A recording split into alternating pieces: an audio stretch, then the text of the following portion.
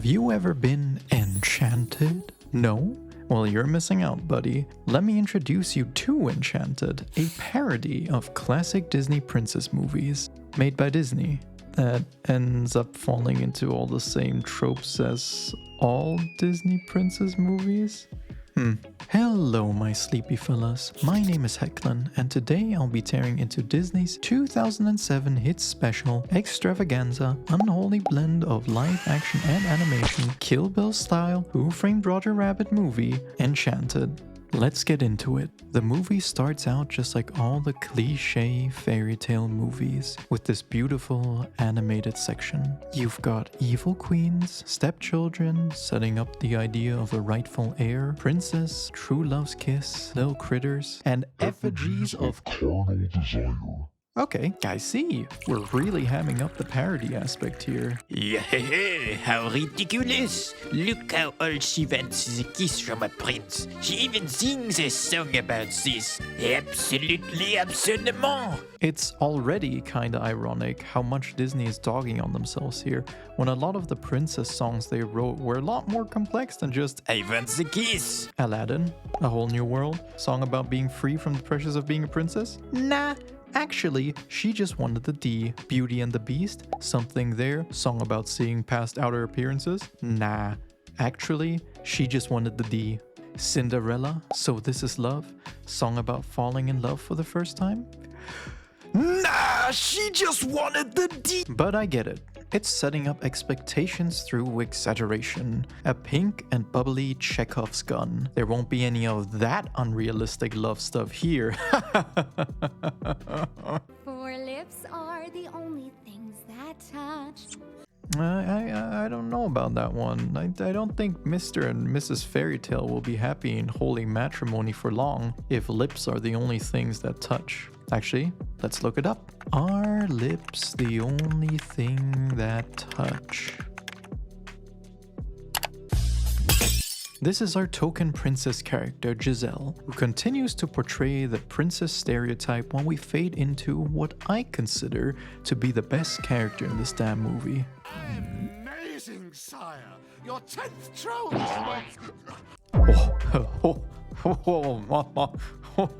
Yeah, your eyes deceive you not. We got Peter fucking Pettigrew in this movie, also known as Timothy Spall, Human Ratman. This absolute treasure just can't escape playing the evil henchman in every story he's in. Oh, and we got a prince character here too, I suppose. Said himbo prince hears the lovely song and rides off to join as the movie speedruns the entire typical Disney princess movie plot in the first 5 minutes. It's all just set up after all. This movie, you see, is not like other girls, I mean princesses, I mean movies. They continue to really ham up how corny and fake Disney princess movie love is. We were made to finish each other's duets, fairest maiden I ever met, of course being the first maiden this guy has met, we will be married in the morning. I'm glad the writers were skilled enough to set up my expectations like this. This definitely will not fall into the same terrible cliches that they're making fun of. And they both lived happily ever after. No sh! Why do so many children's movies feature attempted murder? Anyhow, apparently this evil step-queen mother scheme was to fast-track Giselle to the place that all Disney World princess actresses end up in. The gutters of New York. Hey, watch it, will ya? Grumpy! You get it? It's a parody! A parody! A parody! You're not getting it, are you? It's a parody! It's a parody! Get the fuck over here, you stupid! Where did you send her? To a place where there are no happily ever afters. Jesus Christ, a little on the nose there, aren't we? Where did you send her, my queen? To a place where she can get diagnosed with a clinical depression. Yikes. Honestly though, at this point, my interest is piqued. The whole animated sequence followed by live action is a good framing device. It does set up that the plot is not going to be what we expect by literally removing our characters both physically and dimensionally from the traditionally animated world. It's a nice way to create contrast that could only really be done in a movie like this. And you know I love it when an artistic medium is used to its fullest potential. Even the concept of this movie is still fresh enough. The only other Disney movie I can think of that hammed this hard on haha, look at how stupid our old Disney princess movies were, is Frozen, which came out like 6 years after this. 6 years after this. 6 years after this. 6 years after this. I was going to make a joke about the 6-year gap being long, like, oh hey, it must have been a bad movie if they waited 6 years to do a similar plot again. But then I remembered that Frozen came out 13 years ago at this point, and I just... Giselle then proceeds to wander around the streets of New York at night in a wedding dress, approaching random homeless people and getting robbed almost immediately. You have a lovely smile. Oh, where are you going? Probably the most realistic portrayal of New York in any Disney movie to date. Cut to the male protagonist. Bam! Did you really think that the prince was going to be the male lead? This is a parody, silly. So after a whole day of that, you still want to get engaged? Oh, please. Those people got married on a crazy romantic whim. It's not like that with Nancy and I. Look at how sad and tired this boy is. Whoa, what's this? He's a jaded divorce lawyer? What a hilarious paradox. What a perfect match for a princess. Wait a second. Rewind that clip. It's not like that with Nancy and I. What? Nancy? He's in a relationship? He's about to be engaged? As much as I clown on it, I'm alright with a super obvious opposites attract pairing. Jaded divorce lawyer McDreamy, naive Princess Giselle. Match made in heaven. I get it. It's a kid's movie after all. Things are allowed to be a bit more obvious. But he's in a relationship? He's going to be engaged? It's not even setting him up as unhappy or anything. He's not like, oh, I'm sad and jaded. My partner's crap. I could use some true love. No, he's going to be engaged. As in, things are going well in his relationship.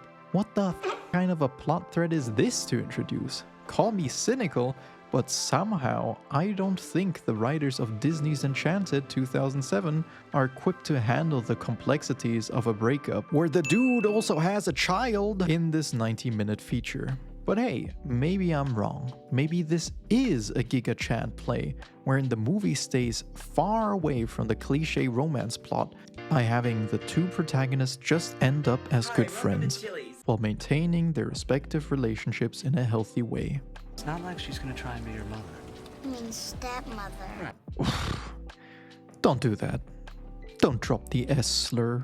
2 whole seconds after introducing the fiancé, we're already told how we're supposed to feel about her. This little girl is probably the closest person to the target audience, so her reaction is probably also the closest to the one that we are expected to have. Ew, stepmother, dislike her, ew, stepmoms are bad. Luckily, the child quickly chooses a more suitable mother candidate when she spots the out princess banging on an advertisement for a casino.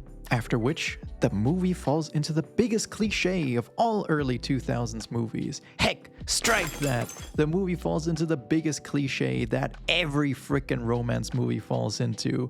The plot doesn't work if the leads aren't hot, because this man is about to let this complete stranger whom he found wandering around New York in a stupor in the middle of the night, stammering about random Princess Fairy stuff and finding a magical land, into his home. And as you will see, the only reason he doesn't kick her out is because she looks cute while sleeping on his couch. I'm not even exaggerating here. He proceeds to leave this stranger unattended in his home with his child with all the doors unlocked. I get that he is jaded, but I didn't think that he was fucking super. Seriously, I hate this so much about Hollywood. This woman could be dangerous. You know nothing about her, McDreamy. Everything points to her being a heavy user coming off of a high. And you are letting her sleep in your home because she looks cute? Give me a second. Okay, let me just, how about now? Would you still invite her into your home, McDreamy? You shallow cunt. It especially doesn't help that McDreamy is going to preach hard about getting to know your partner, true love, communication, and so on. And yet everything would fall apart right here if she wasn't hot enough. It's the dead body in a pool dilemma. Would you swim in a pool if you knew there was a dead body in it? No. Of course not, but there are undoubtedly dead bodies in the ocean, and most people would go for a swim at the beach. Therefore, there exists a sliding scale of size between pool and ocean, wherein a swimmer would accept to swim in water that has a dead body in it. Now just swap out pool size with hotness level and being okay with a dead body with letting a stranger on sleep in the same house as your infant daughter, and you've got Disney's Enchanted. We quickly proceed past this with a scene of the prince arriving in New York and immediately assaulting random construction workers. Sword in hand and flamboyant garb smothering his ass. He babbles nonsensically about princesses without ever being reported to the police, because this probably happens at least 3 times a week in the city. And funnily enough, I have absolutely no qualms about the magic portal in the middle of the street. You might be confused as to why I let some unrealisticality slide while criticizing others. I'll explain it, because it's going to apply to almost every piece of media I will ever analyze. In any type of fiction story, the reader will be introduced to a new world. That world might be similar to ours, like in urban fantasies, or it might be completely different, like in high fantasies. The more similar parts will be more easily understood and relatable, creating a sense of familiarity, while the more unfamiliar parts will be less easily understood, allowing for a greater suspension of disbelief for them. The more acquainted the viewer becomes with the unfamiliar parts of the world, the more complex the stories can be, with the caveat that it becomes more difficult to maintain the reader's suspension of disbelief. There's a lot more nuance to all of this, but I'll save that for another time. Basically, the lack of knowledge helps suspend my disbelief. Sewer portal? I haven't seen that before. It's not explained how the magic works exactly, so I can just let a lot of it slide. But random high people yelling on the streets in the middle of the night in the bad part of town, I've seen that before. You've seen this before? 11 times, as a matter of fact. And that's why McDreamy looks like an absolute psycho here. Hate to come back to this again, but I can't follow his thread of logic unless I see him as a shallow perv or stupid. His actions don't fit into the logical characterization they're trying to set up for him, nor do they make sense for the story at large. All stories come with themes, expectations, setups, etc. to further guide the audience. And if the expectation you are purposefully setting up is subverting classic princess tropes, then I expect you to stick to that. You can't have your parody movie make fun of stuff like a prince showing up to save the princess in a time of need, only to then have the prince show up to save the princess in a time of need. That's no good storytelling. I will say, if we give the scene the benefit of the doubt, it could work if it's shown that it's different to the cliche throughout the rest of the story. But that's not what happens. McDreamy and Giselle do fall in love. Spoilers, sorry. Everything the movie criticizes by presenting fairy tale love as shallow and short-sighted is echoed by the actual plot of the movie, despite how the movie wants you to feel about it. The love between McDreamy and Giselle is not truer just because McDreamy is a bit grumpier than the prince. You know why? Because abandoning your 5-year relationship for a random hot woman you meet on the street by chance seems kinda shallow and short-sighted. This just won't do. I mean, yeah, it won't. What the hell, man? You shouldn't live like this. You've got full custody of a kid. Also, Giselle, magic power to summon rats. It's pretty funny. I like it. 10 out of 10 movie by my rats. Unironically though, it is a fun play on the trope. The magic critters helping are filthy and nasty because it's New York and not a magical forest. This is what's fun about parodies. Clear, concise subversions of expectations. While we're emptying the vacuum, How do you know what a vacuum is, huh? How? Seriously, how? You're from a medieval fantasy world, you don't have vacuums. See, this is what I was just saying. I can understand Giselle controlling animals magically, but she shouldn't know what electricity is. Oh, Heccklin, you're taking it too seriously. It's a movie for Waynes. Children deserve good stories too. Here, she clearly knows what a shower drain is, despite later asking, where does the water come from? She can't be both naive and knowledgeable. You can't have your cake and eat it too. The writers should have really thought of YouTubers with excessive amounts of free time before cobbling this mess together. What do I do with them? Don't do that. Rats don't like that. I mean, don't touch a wild sewer rat in the first place, you maniac. But don't hold them by the tail. Hold them gently, like a boga. Yeah, come in. Oh, good morning, Robert. Oh. Why didn't you knock, you pervert? And why isn't the door locked? You might not have showers in Fantasyland, but you have locks, right? Lock your goddamn door. And you, what were you expecting to see here, McDreamy? Worst case scenario, she's unconscious on the floor after having drunk all of your Listerine, and best case, she's dumping out hard. Even if she's seemingly a user, doesn't mean you should walk in without knocking. And of course, as it's 2000s Disney, his fiancée appears at the most misunderstandy time. Sorry, they're not engaged yet. And there's no way they'll ever be, right? Because she just walked in on a naked girl straddling her boyfriend. Yeah, sorry babe. This is just the I picked up last night.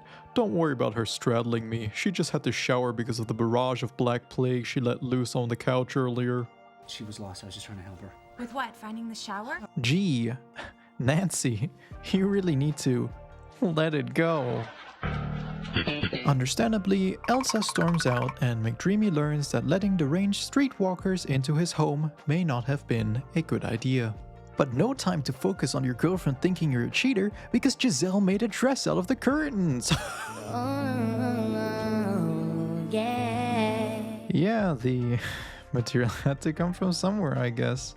It's a funny and fitting joke. It just doesn't fit here right now. This movie had so much potential, but every time it starts going into an interesting direction, like playing around with these tropes, it's dragged down by illogical, lazy writing. It almost feels like they had two very separate types of writers on this project, like people fighting in a fandom. Team McNancy and Team McDizel. Team McNancy wants to portray how relationships are complex. You shouldn't be completely blind with love, nor should you weigh everything as just a pro and a con checklist, but rather walk the middle path and have the best of both worlds. Team McDizel wants the two main characters to fall in love because love. Personally, I'm out here as Team McRat. Let's fucking go! So, in a rush, McDonald's takes Dizel with him to work, where she drinks a fish. What? Yeah, she drinks a fish. Hi. Be careful. Stay out of trouble. Oh. What happened? Last joke was so nice. Haha, princesses always need a new dress. But what princess trope is being parodied here? Jesus Christ, what lazy writing. We need a scene to make Giselle look out of place at the office. Any suggestions? Make her drink a fish. Make her kiss a fish. How about she just talks to the fish like it's one of her friends? To triple down on their parody status, the movie then inserts a bunch more classic fairy tale tropes. The poisoned apple, which will destroy her at midnight to prevent her from becoming queen, and so on and so forth. To get him on her side, the queen promises the rat man a beautiful future together if he poisons Diesel. Which is like, completely ridiculous, right? Clearly, you can't just shove two random characters together to make a pair. Andalusia. Andalusia. Yeah, whatever. Don't do that. Don't shove a line in here like he cares. He has only seen her as a nuisance up until now. Don't make it seem like he was listening to her ramblings enough to be able to correct someone else on her place of origin. It's been less than 12 hours since he's met her, and in this time, she has given him the Black Plague, broken up his relationship, and destroyed his curtains. He has no attachment nor care for this person yet beyond any superficial dinners. danger. Not being satisfied at the destruction she has wrought, Giselle has a meltdown learning about the concept of divorce and like an silent inmate begins to rage and devour the souls of these unworthy sinners. What sort of awful place is this? It's reality. And because the writers don't know how to write, surprisingly, this is the last straw. McCready is finally fully sick of risking his job, child, and relationship for this hot stranger and sends her on her way with some money. Wait, what are you doing? No, stop looking back. She's a stranger. She's just giving an old lady. Don't. Christ. The old lady connection is nice though. He tried to kill me. Makes you think the story would have been very different if the himbo prince had actually stabbed her. Just right in the head. It'd be a real different scene then. Giselle would be talking to this old lady in the morgue. You're gonna marry somebody after a day? Ridiculous, right? 2 days is way more reasonable. How long have you known your Nancy? It's 5 years. 5 years is longer than most presidencies. Don't give me this cute first date stuff. No, shut up. What? Who'd you beat up for that costume? How do you understand the concept of New York street vendors? The movie will continue to break apart at the seam because no thought was put into having a coherent or consistent story or characterizations. It's making fun of tropes, but also rides on them so hard that if one did not have any prior knowledge on movie tropes, none of the characters' actions would make any sense. Really, what reason does McDreamy have to not just abandon this stranger completely? The story needs them to get closer for the fall in love ending, but instead of any organic presentation of growth, it just expects us to accept all of McDreamy's weird actions that force us along this route. Actions that would only make sense if he was already in love with her, but the movie goes to great lengths to establish that he finds true love stupid and he's already dating, and fairy tale love at first sight is stupid in general. Forget about happily ever after, it doesn't exist. Well, of course it does. Don't give this woman anything you care about. Oh, Giselle, could you hold this priceless Ming vase for a second? I love it very much. You have such strange ideas about love. Okay, that may be, but I need you to hold onto that vase, okay? It means a lot to me. Well, of course it does. Our princess, not understanding any love languages besides song, then proceeds to hypnotize the entire park into a choreographed song and dance. I take back everything I said about her. I am terrified. Giselle clearly possesses dark powers beyond our understanding. I mean, controlling animals, sure, but now she's controlling humans too. Fear. So, Giselle the mistress uses her black magic to send flowers to Nancy to enchant her into completely forgetting about the butt-naked girl she caught riding her boyfriend this morning. If you say nothing happened, nothing happened. I trust you. It's a nice idea.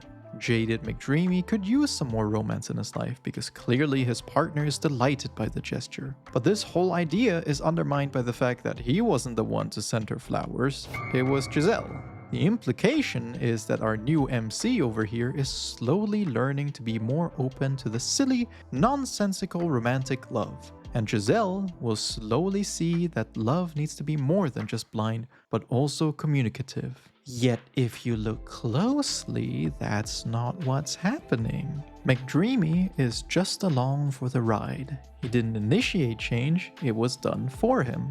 The literal song and dance didn't influence him. He is still reluctant to even go to the something or other ball dance with his girlfriend, and doesn't otherwise show that he has been influenced at all, neither now nor in the future.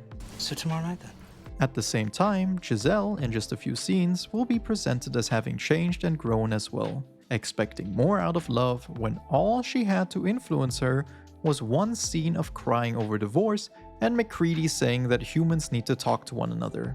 They are like two parallel lines that never really cross until the end. The movie implies gradual change, but neither character seems to be influenced by what the other says, up until the point where their stance is challenged again. Yet the movie wants you to believe that they will and are changing gradually throughout this whole spiel, without actually reflecting that in their dialogue nor actions. This might fool little 12-year-old girls when watching the movie, but not me, Master Unemployment. However, there's no time to dwell on that either, because Ratman learns about being an alpha male and uses his newfound knowledge immediately to crucify the chipmunk and pursue his dreams of becoming a chef, no longer falling prey to the wiles of women. Never mind, he went right back to it. Forgive us, Father. The spirit is willing, but the flesh is weak.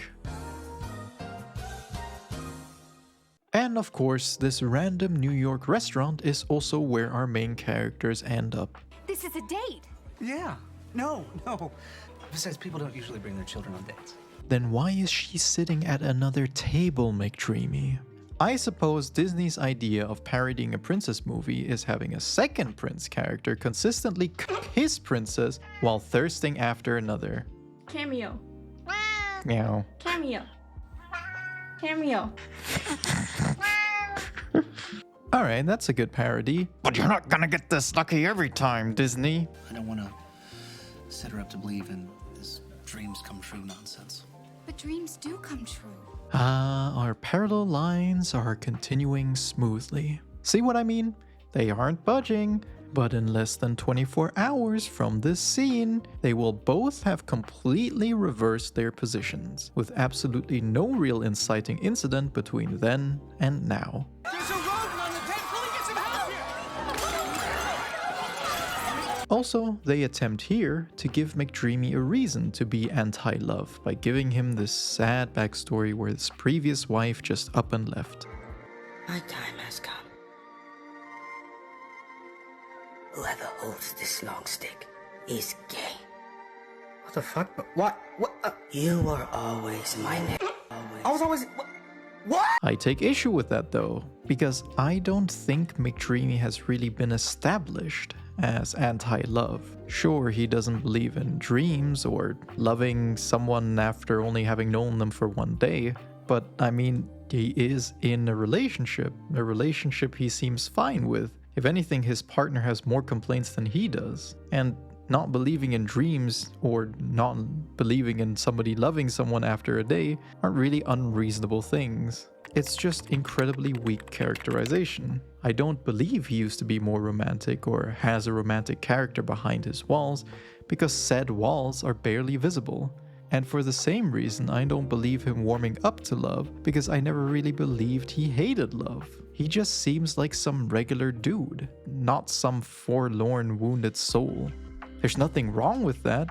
I mean, it could have played well off of an over-the-top princess character. But in trying to explain why McDreamy is jaded, the writers attempt to add depth to a character who doesn't really have depth, ultimately only revealing how truly shallow the characterization is. Were you scared earlier? A little bit. But do you think Pip will be okay? No, little girl, Pip is dead. Did you see that fiery explosion? Pip ain't coming back. Not even 3 days from now. When the poor wolf was being chased by Little Red Riding Hood around his grandmother's house? I don't really remember that version. Well, that's because Red tells it a little differently. Wait, so fairy tale characters exist in Andalusia as real people? What? Like, actual fairy tale characters from stories in our world are real characters in Andalusia. Then the evil queen isn't a parody of other evil queens. She's just a real evil queen amongst a sea of evil fairy tale queens, ripping off evil schemes from her step queen colleagues like every AI model. Well, that's because Red tells it a little differently. Yeah, I mean, shouldn't Giselle claiming to have met Little Red Riding Hood solidify to McDreamy that this girl is full of it? She's literally referring to actual fairy tales that everyone knows and is claiming that they are real. Don't tell me he thinks she's just making something up for the kid. He has seen her insist again and again that everything she claims is real. How would this be any different? This is just an actual crazy person to McDreamy. A crazy person he does not know well enough to be doing all of this for. Look, Giselle. This thing isn't gonna suck itself. To amp up some of the relationship drama, both our MCs then have a whole contrived argument where McDreamy insinuates that he wants to help her stay in case her prince doesn't come. And again, both parties reaffirm their unwavering view in their own opinions. Maybe because it's only been 24 hours since they met, but I digress. Giselle, in particular, being so firm in her beliefs that she gets angry for the first time, and in response to this new emotion, begins laughing like a maniac. Angry! I'm angry. Are you alright? I'm angry. I'm angry! Red flag dude. To recap, this is a strange woman you know nothing about, who you have invited into your home, claims she's from a magic fantasy land, resorts to violence when angered, Angry! and swings between emotions more quickly than someone reinstalling Instagram after quitting for good. And then they both get super horny for some reason, and she starts caressing his chest, which again, why did you come out in a bathrobe? Should have come out wearing chainmail, wielding an assault shield. Giselle, I've come to bargain. I don't understand. Let's say, for argument's sake, we accept Giselle's view. The view that she considers herself to be in a serious relationship with the prince, no matter how shallow or not real that seems to us. And we remember that McDreamy himself is in a relationship. Isn't this entire story then just a cheating narrative? I mean, isn't it? Is this movie the greatest parody of all time? Is a double cheating plot the polar opposite of a fairy tale, and therefore the greatest subversion one could possibly present in a parody? Or are the writers genuinely trying to play this off as a budding, nuanced romance, when it's just following the same unrealistic portrayals of love that they are making fun of?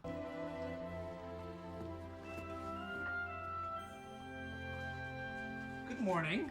How do you know how a coffee maker works? It is I, Prince Edward of Andalasia, come to rescue my lovely bride, the fair Giselle. He's here. And now this f***er is here. How did he find her? It's so lazy. Okay, I understand the prince had a clue from the pizza place, but after that, we just saw him run into a random building and start knocking on doors vicariously before giving up. Are you telling me that he checked every frickin' door? What if the pizza place wasn't close to the place where McDreamy lived? Do you seriously expect me to accept this just because we're 2/3 through the movie and we need some way to wrap this up? You do? Oh, well, alright then. How do I look? You look beautiful. You have a girlfriend. You are in a relationship, you sleazy cunt. You any last words before I dispatch you? Our himbo prince truly is the best character, playing his role perfectly. And you can tell, this world hates him for it, because it's a parody and this is not right. Completely ignoring the fact that he is entirely right about McDreamy basically being a kidnapper. Unfortunately though, this is not his movie, and when he begins to sing, there is no music to accompany him. Who was made? Who was made? Nice use of the medium to show that this guy sucks and we are supposed to believe that he is wrong. So Giselle demands a date before going back with the himbo prince, because apparently she underwent a character development coma in her sleep and now thinks communication is invaluable to a relationship, despite still being firm in her beliefs just last night. But who can blame her? She did see a tiny bit of exposed chest hair and probably hit puberty immediately as a result. Actually, 911, what's your emergency? and so, because McDreamy couldn't get an invite to the island, he quickly suggests that they all have dinner together later to see her again. Because apparently, cheating on Elsa alone doesn't give him the thrill he needs anymore, and he has to openly f*** her and the himbo prince together. You may believe that the contrivances are contained to just our main characters, but as we find out, Giselle's dark magic spares no victims, as the couple previously in fierce divorce proceedings is now back together. Apparently, meeting a random person who tells you that your ex's eyes sparkle is enough to heal any rifts that may divide us. You guys had problems. Everybody has problems. Everybody has bad times. Do we sacrifice all of the good times because of them? What if one of you guys cheated, huh? What then? I shouldn't be surprised by how nonchalantly they dismiss all of their issues, because apparently even cheating is no big deal in this world at all. Everybody has bad times. Do we sacrifice all the good times because of them? Now, perhaps, this was supposed to be the movie's central theme. Fairy tale romances are silly because in reality not everything goes right. But everything not going right doesn't mean that we have to give up. That's very sweet. And it would be really nice to have a movie that actually sticks to those values. Because up until now, everything has gone right for our protagonists. Their greatest obstacle is that they're both in relationships. The protagonists never actually face any relationship issue because they aren't really dating each other yet. If anything, we will see two relationships destroyed to form this new one. So I'd very much like to disagree and say everybody has bad times, and sometimes those bad times lead to two people sacrificing all the good times they had in their previous commitments, like Mario dropping Yoshi down the pit in order to go rub on each other's goalposts. Rampant cheating aside, Giselle also determines that simply cooking the himbo prince is not enough anymore, and after a bad date with him, enraged, she begins to put McDreamy into copious amounts of credit card debt.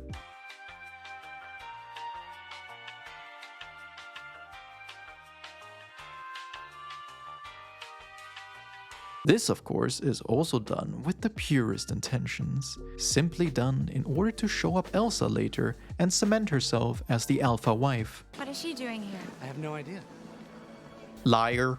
Does that sound like someone who is happy with the current development? I'm a little surprised to see you here. I'm surprised you said you couldn't dance. Oh, she looks real pleased and content with her partner's continued contact with what she can reasonably assume to be a hook. I like that Elsa here is being framed as somewhat unreasonable, like, ooh, what's she doing here? To the audience, she's talking about one of the main characters, specifically the one who is making the other main character happy. Elsa is being presented as the obstacle here, which doesn't work because her reactions are completely normal and reasonable. And this is Nancy, she's your girlfriend. We're together. And this. If you zoom in close enough here, you can actually see the moment where Elsa's soul shatters into a million pieces as she tries to hang on to her boyfriend's promise that he definitely did not bang this strung out he was harboring in his home. The love of my life. My heart's true desire. Wow. If you zoom in close enough here, you can actually see the moment where the director's soul shatters into a million pieces as they try to hang on to the promise that this ass movie is definitely just a stepping stone for their career. And yes, if you couldn't tell, the movie is seriously trying to make this whole situation okay by trying to mush together the himbo prince and Elsa. Because if 2 people cheating emotionally isn't okay, then perhaps 4 people cheating will be. Can double it and give it to the next one. And speaking of double, the movie then doubles down by having the announcers say, "Well, folks, it's that time of night. I'd like to ask each gentleman to invite a lady he did not accompany this evening to dance the King and Queen's Waltz." Fucking why? You cannot poke fun at any fairy tale for anything with the amount of bull coincidences you have going on. You're telling me this random ball has a designated cock dance? A parody still has to be good. You can't just subvert expectations and call it a day. That's what they did with Star Wars. Actually, that's what you did with Star Wars. You never learn your lesson, do you? At least try a little bit. Good God. Ladies and gentlemen, I'd like to invite the misters and their mistresses to fuck on the dance floor. Alright, settle down. We're still a Disney movie. Mickey? You better get used to the feeling of being fucked over, haha. If you don't want me to rip your fucking balls off. Thank you, Mickey. This is just so funny. Look at them. Look at them. They're both thinking the same fucking thing. Oh God. Oh no. Yeah, the cheater dance ended 20 minutes ago, and honestly, you both have been making us very uncomfortable the entire night. I'm tired, man, and I think the writers were too, because we're in the last 15 minutes of the movie and it just gives up completely. To no one's surprise, the writers did not have the skill to write a satisfying way out of this aggressive love square that they have dug themselves into. Instead, they quadruple down as they make the evil witch be the one who finally says out loud that the two MCs are in love. Not only is saying it out loud stupid, but it's extra stupid because the queen is the one saying it. The queen, whose only worry is that Giselle might marry the prince and usurp her, which won't happen anymore because she loves another man now. And yet, despite knowing that, despite literally being the one to point it out, the queen still goes through with poisoning Diesel. How does that make sense? Why are you risking being found out as evil here? The writers so unnecessarily robbed the queen of all of her agency and then realized they still had 10 minutes left to fill and went with the laziest route ever by just making her enact the same plan instead of writing anything more interesting. If you want to be a parody, why not have the henchman turn out to be the final challenge, or have the queen just drop things and be good? Forcing the monarch to be the magical final boss is not parody. This entire movie is not parody. It's just a Disney princess movie. Why not just tell Giselle to pursue her true love? She probably would, and then you would have absolutely no issues or contenders to your throne. This is such a forced story beat which serves only to lead us to the mandatory, cliché Hollywood darkest hour. The darkest hour, for those of you who don't know, is the moment in a story arc where things can't get any worse. It's the worst possible scenario for characters, and it's one of the most overplayed tropes in movies. Every story has stakes to make them feel exciting, but if you fail to communicate those or remove the stakes of the narrative entirely, the darkest hour just falls flat, like right here. The main villain has lost their motivation to be evil and even knows that they have no real reason to do what they're doing right now. Is it supposed to be a parody by being more stupid than your average Disney princess movie? If you ask me, they just wanted to show off their magical power effects.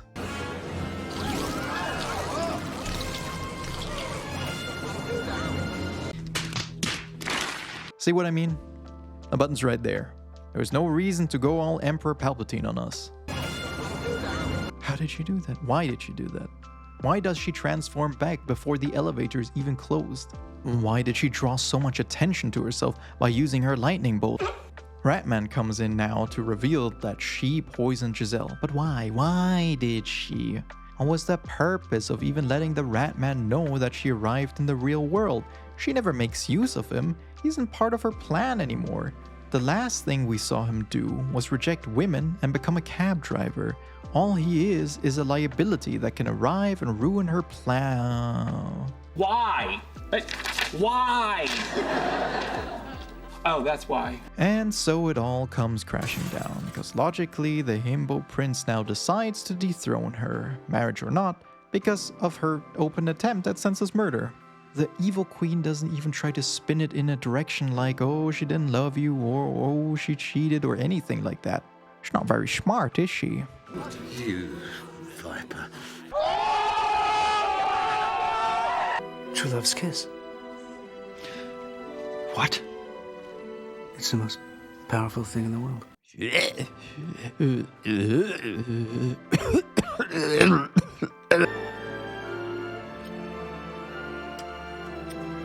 It's not working! And if they're unconscious, don't make them tea. Don't make them drink the tea. When the clock strikes 12, she'll be dead. Unless... Look at this fucking dude. He wants to kiss her so bad. Look at him. Good lord. Hide it a little, man. You're pitching a tent. Fuck's sake. This is not the time. Kiss her, Robert. It's okay.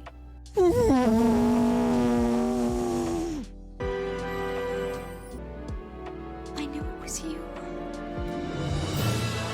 One kiss, man. What? Why is everyone okay with this? Stop clapping. Why are you even mad? You wanted this. So the movie caps off with this long-winded CGI fight to pad for time. The fight serving absolutely no narrative purpose beyond allowing the writers to insert this line. Oh my, this is a twist on our story. It's the brave little princess coming to the rescue. You know, pointing that out doesn't suddenly make you clever. Someone on the writing team got to this part of the script and piped up saying, "Wait a minute, we didn't really parody anything. I don't know, just throw in a scene with a princess kidnapped instead. You know, like opposites. Johnny, that's a brilliant idea. Take my car, drive to my home, and f my wife. You're promoted." It frustrates me because this could have very easily been a much better movie. Why not just have the queen transform before the kiss and kidnap Giselle? That way you could double up on the tension of the darkest hour for some more emotional investment from the audience. Yes, sure, it would undermine the whole princess saves the prince thing, but let's be honest here, the writers have abandoned trying to make this a parody movie about 85 minutes ago. You could even have the fight take place between the himbo prince kissing Giselle and McDreamy kissing her. See? Makes sense because the queen knows that that's the true love. Then there's maximum tension of having McDreamy fighting both a literal dragon and metaphorically fighting to overcome his own personal dragon of being traumatized by romantic love. It's not like it would even cost more to do it this way. You still have almost the exact same scenes, just in a slightly different order. Yeah, it's a kids movie, but you know what? Fuck that. Kids deserve good storytelling too, because if they don't get it, they grow up to be okay with the dredge of mediocrity we all have to endure today. This is just lazy. It's all just lazy. The queen constantly making references to storytelling doesn't help at all. We're coming to the end of our story now. Are you at the edge of your seat, Giselle? It's not clever, it's not quirky, it's just annoying. The writers chose to have this over having a good story. They're clearly aware that they had to maintain some level of parody, but shoving it in at the end is like admitting, oh hey, we know we didn't write a good movie. The only thought put into the scene is the fire burning green, because they're on an oxidized copper roof and copper causes fire to burn green. Truly the most strangely specific attention to detail I've ever seen, showing that the visual effects team had more caring storytellers than the writer's room.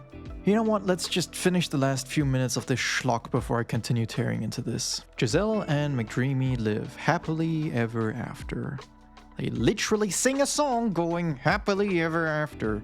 And Elsa marries the prince, which makes sense for the prince, but holy shit, Elsa, don't you have a family? Friends? Did you just decide to run off to Wonderland and abandon everything? Sometimes you reach what's realest by cheating on your spouse. Okay, what do I even say? What do I even need to say? Disney's Enchanted 2007 is bad.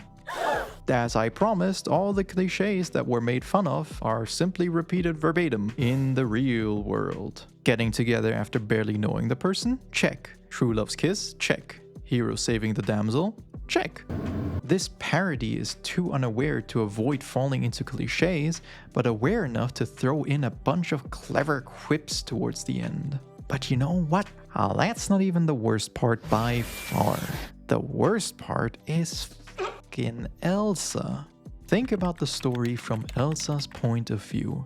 It's wild. You go to pick up your soon-to-be stepdaughter only to find a naked woman straddling your boyfriend. When asking who she is, your boyfriend tells you that she's just some strange woman he picked up on the street. Okay, you storm off, but then later he weasels his way back to you by giving you flowers, which he didn't really give to you, only to then set up a date for the next night. You You decide to take him by his word, but then, after getting excited and dolled up for your date, suddenly this random woman who was straddling your boyfriend shows up again. You then begrudgingly concede that this must be your boyfriend of 5 years, true love. Because f*** it. Things can't get any worse for you at this point. So when the walking Burger King mascot asks you why you're sad, you are ready for just about anything and follow him down through the New York manhole cover, where, for the rest of your life, you wonder if you died that night after waking up in a magical 2D land married to a himbo prince you've known for 5 minutes.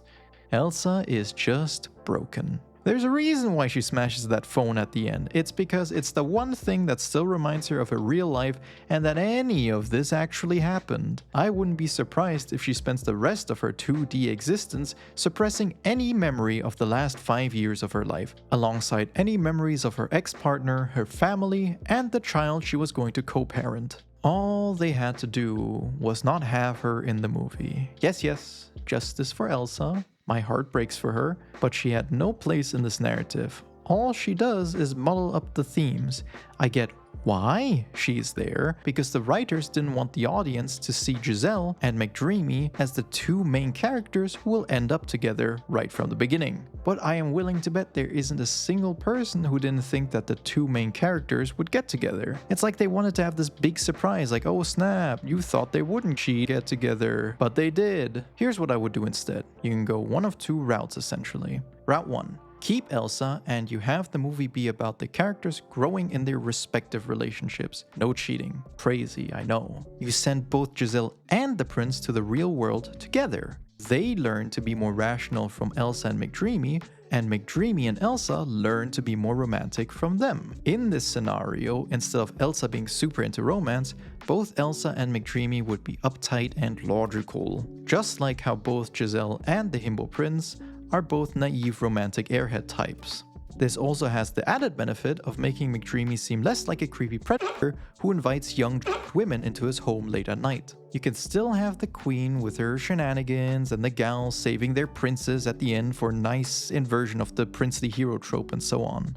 The tension would mostly come from the struggle for the characters to change for the better, instead of cheating. McDreamy/Elsa could be far more resistant to being open to love, and the prince/Giselle could be upset that in real life, things don't play out like in their fairy tale dreamland. Both in the end accepting that neither cold logic nor blind romance work by themselves, but that you need to find a middle ground between them.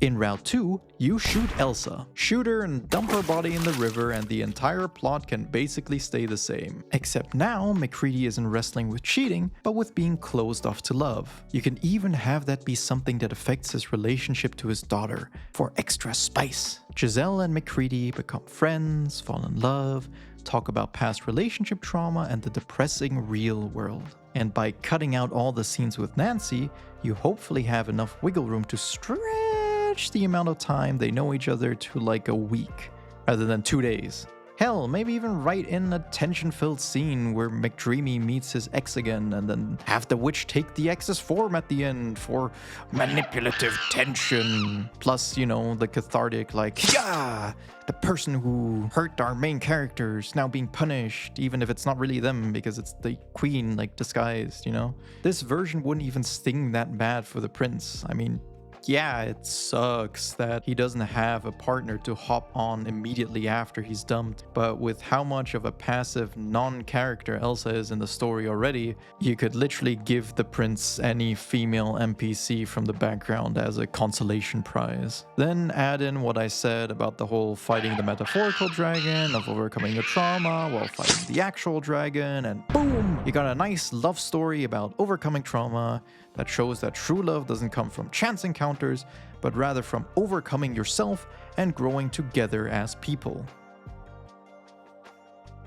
Or just don't, I guess. I hope you enjoyed this, my dear viewer. It's the first time I'm actually going through a movie, and I fear I might have spent too much time recapping it and not enough time going into the structure of the story. Let me know if you enjoyed. Good night and sleep well. And be glad that this movie doesn't have a sequel. Oh no, wait.